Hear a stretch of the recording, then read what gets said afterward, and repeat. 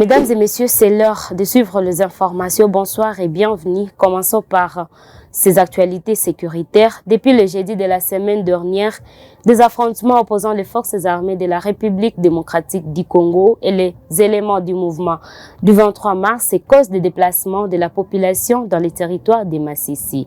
La matinée de ce mardi 11 mars 2025 a été marquée par de nouveaux affrontements sur la route nationale numéro 3 avec la prise de Nyabiondo. Suivez la population à déplacement.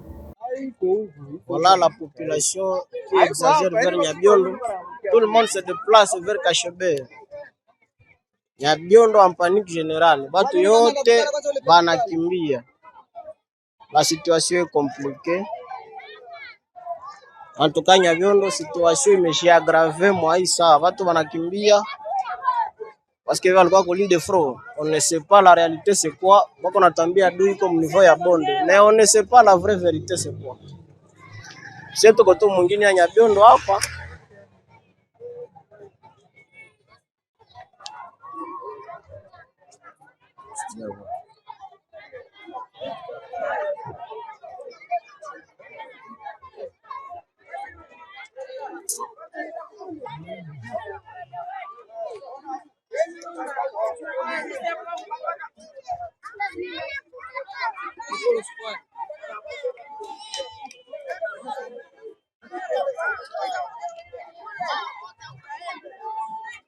Hapa ya huyu ni Musa anakimbia.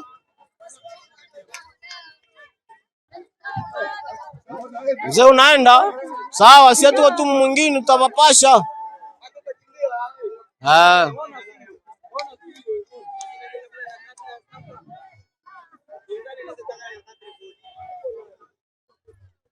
Pendant ce temps, la population du territoire de Walungu dans la province du Sud Kivu reste en situation de panique.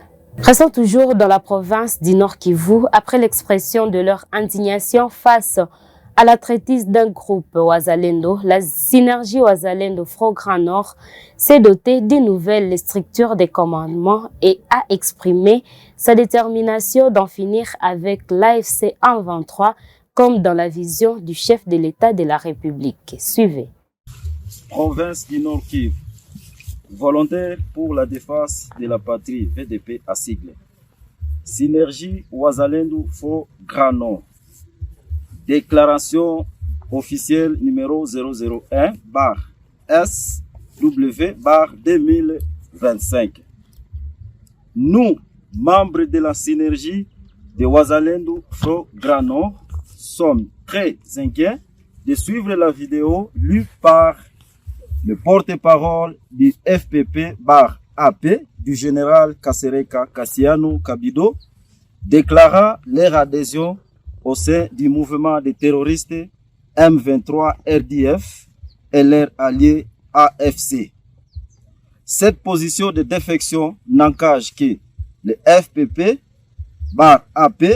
qui faisait partie de la synergie de Wazalendo Front Grand Nord et non une affaire de tous les membres signataires de l'acte d'engagement constituant notre dynamique Wazalendo Front Grand Nord.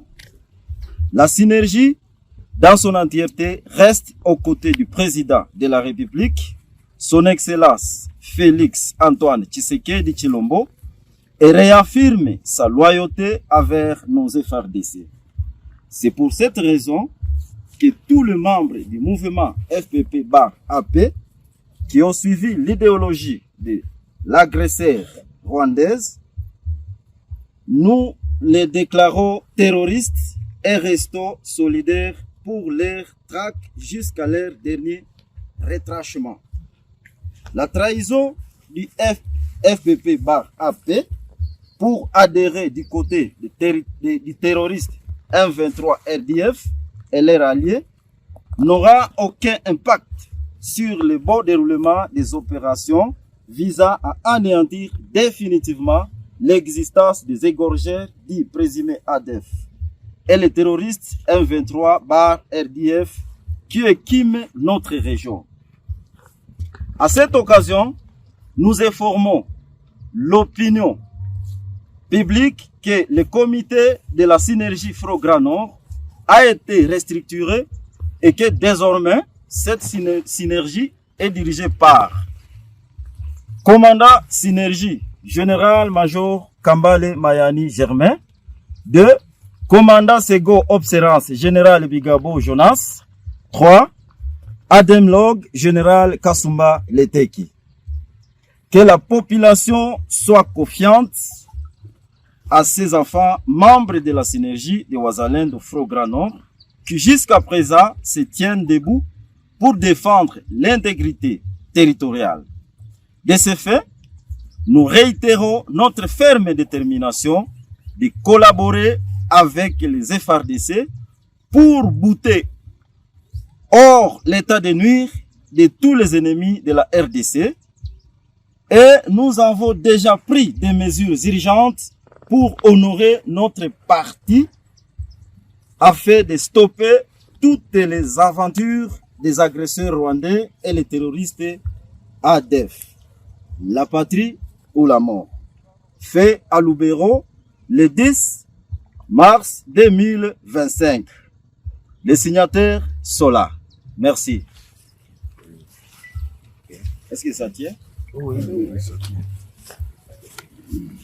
Pour la même cause de la défense de la patrie, nous allons faire la guerre par mer, par terre et dans les airs. C'est par ces paroles que le vice-premier ministre et ministre de la Défense, Guy Kabombo Mwadiamvita, a ouvert la cérémonie de réception du premier navire de la force navale en patrouilleur haute mer destiné à l'action de l'état des mers ce lundi 10 mars 2025 au port de Boma. Suivez. C'est une fois de plus l'occasion de remercier le commandant suprême pour avoir permis l'acquisition de cette unité navale destinée à assurer ainsi la surveillance de notre côte et limiter l'intimidation de la marine de notre voisin. Ce patrouilleur, deuxième grande unité de la force navale, doit désormais marquer sa présence le long de notre frontière maritime et prendre en charge la problématique de défense et de sécurité liée à cette importante voie de communication avec l'accord reçu du président de la République, chef de l'État et commandant suprême des forces armées de la République démocratique du Congo, son Excellence Félix Antoine Tshisekedi Tshilombo, et celui de la Première ministre, chef du gouvernement, Judith Suminwa Tuluka. Je veux m'employer à acquérir une autre unité très bientôt. Je vous rassure d'une bonne prise en charge de l'équipage et toutes les dispositions seront prises pour que l'alternance pacifique du 24 janvier 2019 soit opérationnelle sans arrêt. Pour la même cause de la recherche de solutions au conflit qui sévit à l'est du pays, ce lundi 10 mars 2025 à Kinshasa, à la cité de l'Union africaine, le président de la République Félix Antoine Tshisekedi Tshilombo a accordé une audience à l'envoyé spécial de l'ONU, Huang Xiang. Suivez les reportages pour plus de détails.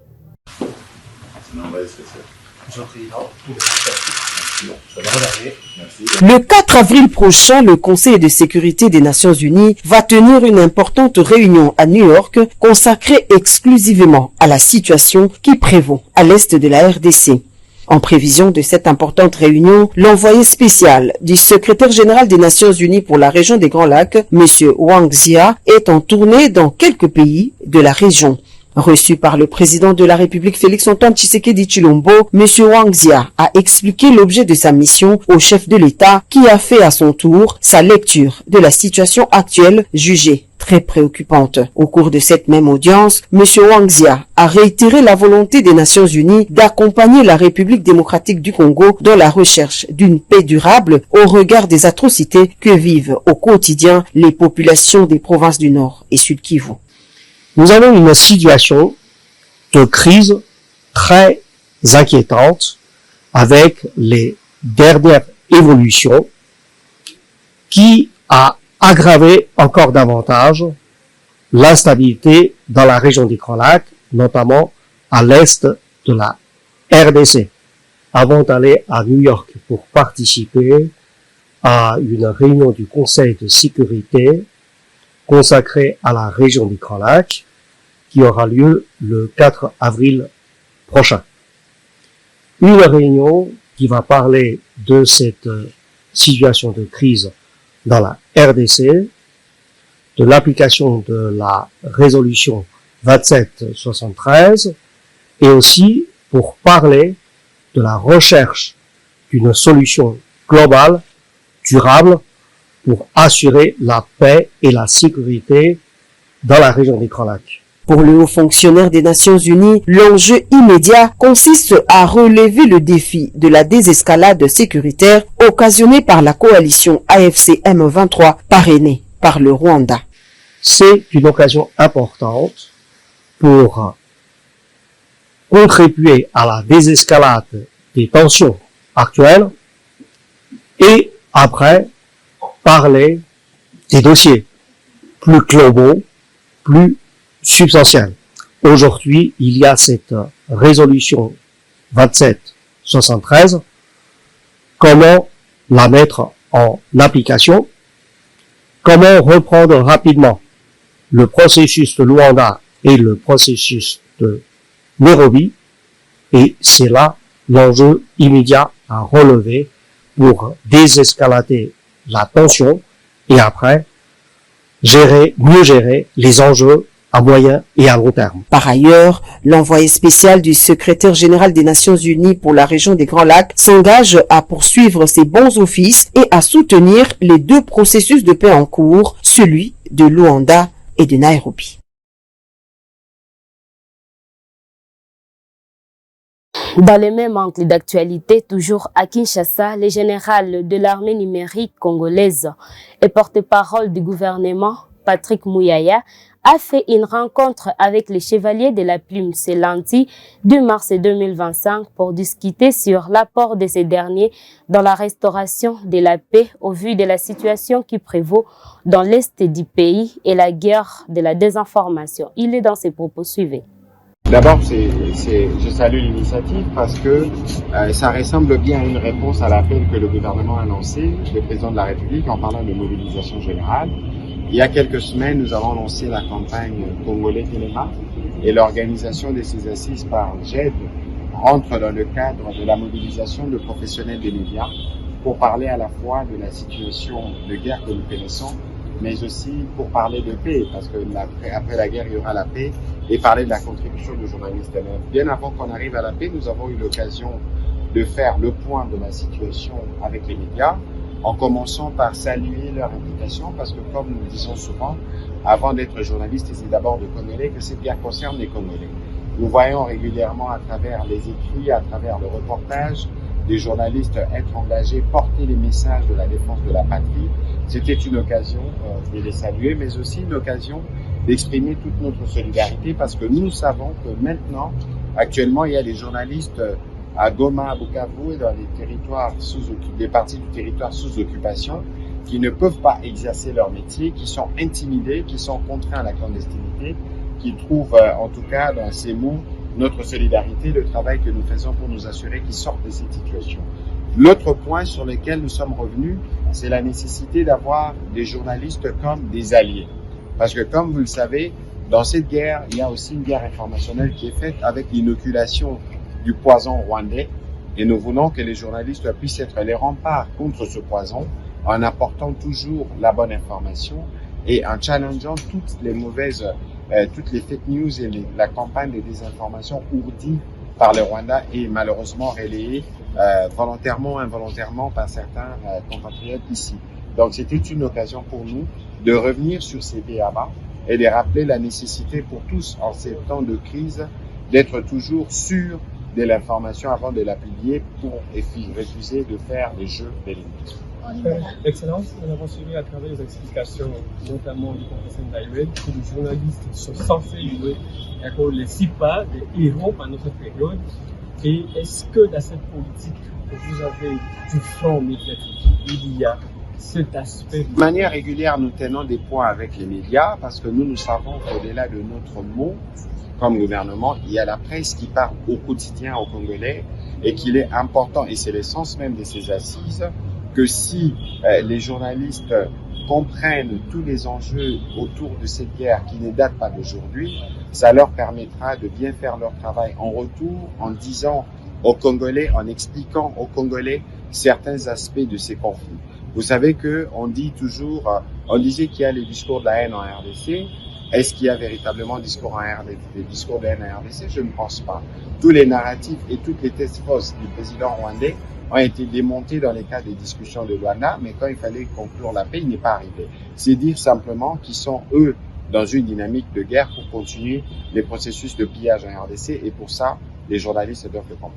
De manière régulière, nous tenons des points avec les médias parce que nous savons qu'au-delà de notre mot, comme gouvernement, il y a la presse qui parle au quotidien aux Congolais et qu'il est important, et c'est l'essence même de ces assises, que si les journalistes comprennent tous les enjeux autour de cette guerre qui ne date pas d'aujourd'hui, ça leur permettra de bien faire leur travail en retour, en disant aux Congolais, en expliquant aux Congolais certains aspects de ces conflits.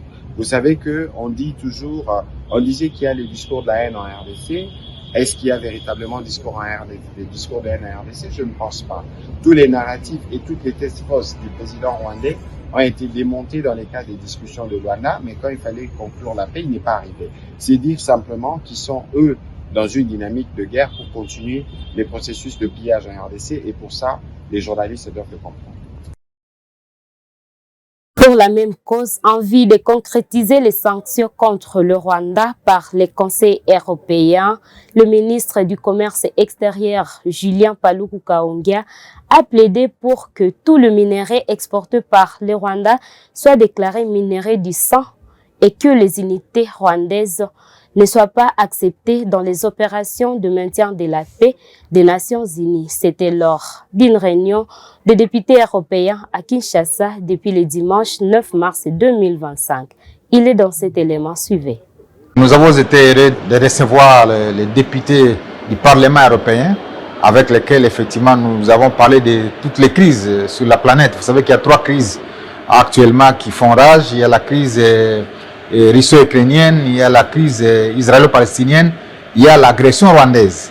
Et pour le président de la République, nous devons élever les niveaux de compréhension de la crise en RDC à celui de l'Ukraine et du Gaza pour que le monde entier comprenne effectivement que les violations qui se commettent en RDC sont même plus graves que celles qui sont commises et en Ukraine et dans le Gaza.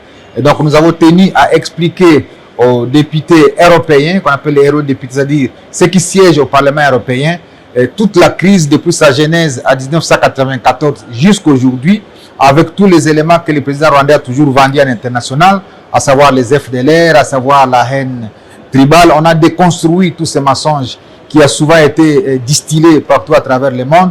On a indiqué clairement que le mobile de la guerre, il est économique, avec toutes les ressources qui sont recherchées à l'Est, notamment le coltan, le pyrochlore ou nobium et tous les autres minéraux de 3T. On a démontré le niveau de production du Rwanda il y a 30 ans et celle d'aujourd'hui pour devoir démontrer à la face du monde que la crise qui secoue l'Est de la RDC est plutôt économique et que tous les prétextes qui sont souvent avancés, des prétextes fallacieux. Et nous les avons remerciés de la manière dont le monde entier se mobilise aujourd'hui autour du président de la République pour devoir sanctionner tous les leaders rwandais qui aujourd'hui ont semé désolation partout.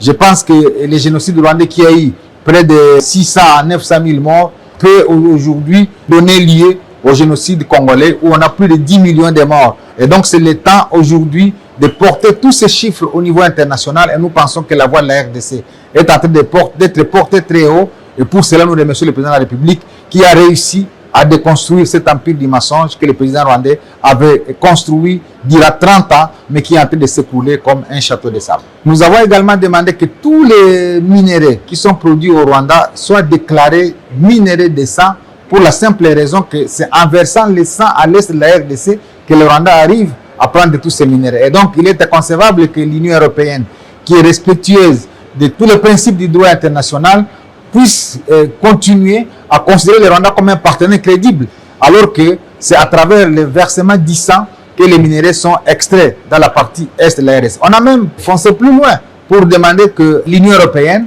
porte la voix de la RDC pour demander que les Rwandais soient retirés des pays contributeurs de troupes au niveau des Nations Unies, parce qu'on ne peut pas être un élément déstabilisateur de la paix et continuer à fournir les troupes de maintien de la paix dans le monde. Je crois que la voix de la RDC est en train d'être écoutée. Vous suivez comment les condamnations pleuvent de partout, et c'est donc pour nous un sentiment de satisfaction, et le sang des innocents est en train de crier vengeance. Il crie fort, et nous sommes certains que dans les jours qui viennent, la crise de la RDC va arriver vers sa fin.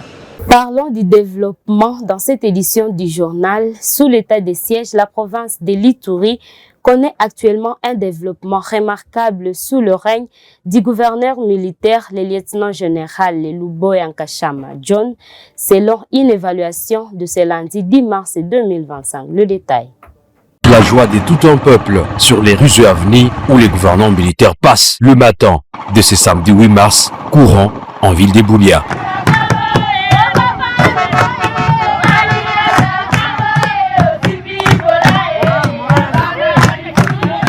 Ceci lui a valu du coup les encouragements pour le travail réalisé sur le volet sécuritaire épais, sans oublier celui du développement qui a sans doute modernisé le chef-lieu de cette province. Mon nom est Johnny Luboya Nkashama. Ici, nous faisons tous du taxi, même avec les vêtements de couleur blanche. La femme n'était blâme plus pour avoir sali tes vêtements. Que le gouverneur dure à ce poste.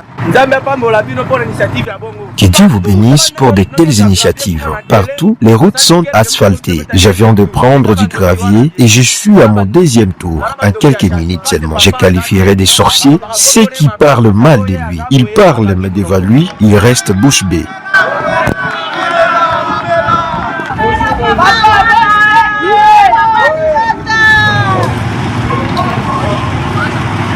Signalons que pour ce week-end, le numéro 1 de l'Ituri avec son staff n'ont que parcouru les artères asphaltées des Kanyasi via la déviation des Jarpi en montant vers les ronds-points RVA au travers les ronds-points Zahir au quartier Bankoko, et cela avant d'atteindre les gouvernorats de cette province.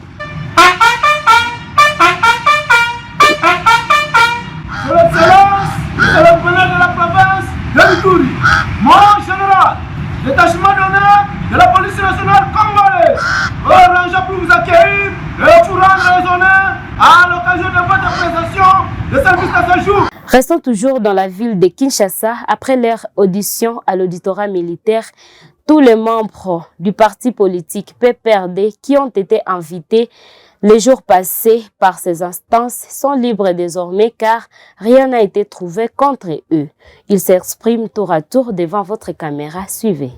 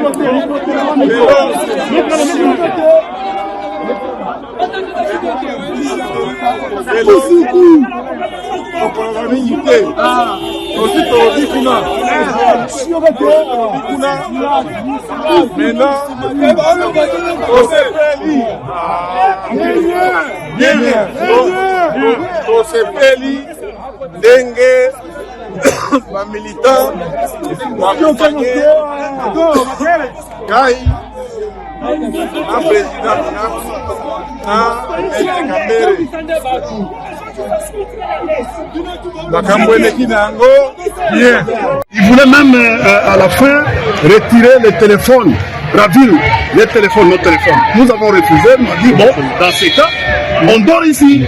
Et ils sont arrivés jusqu'à nous restituer le téléphone pour nous dire que non, on n'a rien trouvé, allez-y. Voilà l'injustice que nous sommes en train de vivre. Voilà la tyrannie que nous sommes en train de vivre. Pensez-vous que c'est une intimidation, comme vous le dites souvent, ou c'est une procédure normale? Écoutez, ce n'est pas une procédure, et ce n'est pas une procédure normale. Parce que nous sommes civils. On nous a amenés à la justice militaire avec les agents des renseignements. Nous sommes étonnés de ce que nous avons vu de l'autre côté. Mais comment? Mais pourquoi ils nous ont libérés? Monsieur India, vous confirmez que la justice est malade? Écoutez, il n'y a que trois. Parmi tous ces membres que nous avons vus sur les réseaux sociaux, on a interrogé que 3 membres.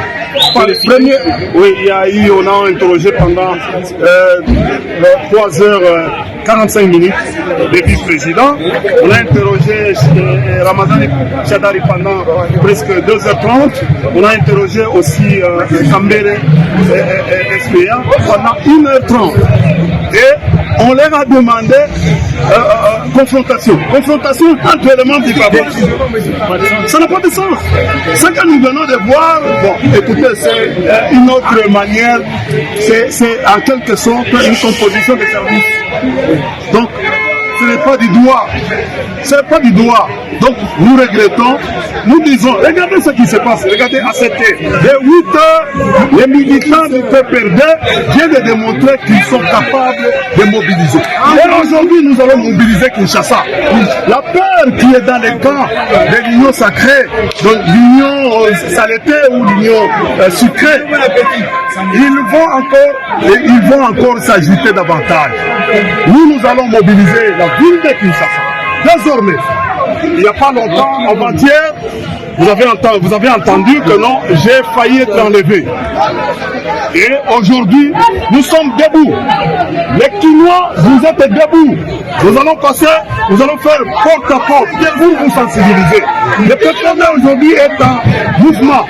Et nous allons vous démontrer que non, c'est l'opposition. C'est l'opposition. Tout ça, c'est quoi? Nous avons refusé de participer dans le gouvernement de désunion nationale. Et alors, ils cherchent des alibi. Pour la même cause, malgré leur libération, des mesures d'interdiction de sortie du territoire national congolais viennent d'être prises par la Direction générale des migrations de GEM. Et c'est par cet élément que nous clôturons notre édition de ce soir. Merci de nous avoir suivis. Portez-vous bien.